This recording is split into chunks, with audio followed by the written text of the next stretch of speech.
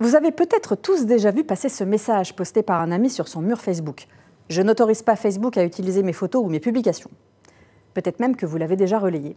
Ce message, il circule depuis au moins 10 ans, alors qu'il est totalement inutile, notamment juridiquement, comme on va le voir.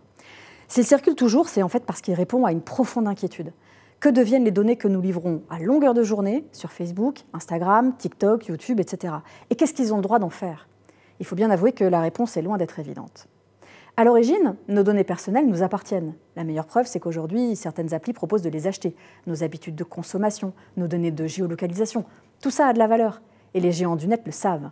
En général, l'internaute, lui, le sait un peu moins et il les dissémine dans la nature numérique tous les jours, sans même s'en rendre compte. Ce qu'il faut bien comprendre, c'est qu'en créant un compte sur un réseau social ou en installant une appli sur votre téléphone, vous acceptez un certain nombre de choses dont vous n'avez pas conscience, bien sûr, parce que vous êtes comme tout le monde.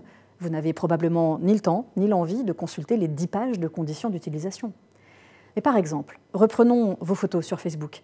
Vous avez accepté, en ouvrant votre compte, de céder une licence d'utilisation au réseau social. Ça ne veut pas dire qu'il peut faire n'importe quoi avec. Vos photos vous appartiennent toujours. Mais vous permettez à l'appli de les utiliser, ne serait-ce que pour qu'elles puissent techniquement apparaître sur le réseau. Vous avez accepté aussi que vos données personnelles, toutes celles qu'on vous a demandées au départ, mais aussi celles que vous allez donner spontanément au réseau social en l'utilisant, soient collectées, traitées, en même temps que celles de milliers ou de millions d'autres utilisateurs du réseau. Sachez que le profilage qui en découle est vendu à des tiers, à des fins publicitaires. Et c'est ce qui fait qu'ensuite, le site est en mesure de vous proposer, en fonction du profil qu'il a fait de vous, des publicités ultra ciblées, c'est-à-dire plus efficaces et donc plus lucratives pour lui. Alors, la loi, dans une certaine mesure, protège vos données. Le RGPD, c'est-à-dire le Règlement général de protection des données, impose aux sites et aux applications plusieurs choses. Il vous impose de vous dire ce qu'il collecte sur vous et à quelle fin, de recueillir, sauf exception, votre consentement, et de vous permettre d'exercer votre droit d'accès, de limitation ou de suppression de ces données. Mais sachez que vous aussi, vous avez le pouvoir de les protéger. Vous pouvez paramétrer vos comptes, par exemple, en refusant la géolocalisation ou la reconnaissance faciale quand elle ne se justifie pas.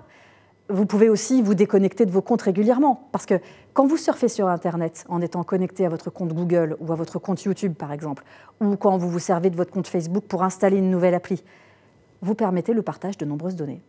Et enfin, gérer les cookies. En principe, aujourd'hui, vous devez pouvoir facilement les accepter ou les refuser en tout ou partie. Alors profitez-en.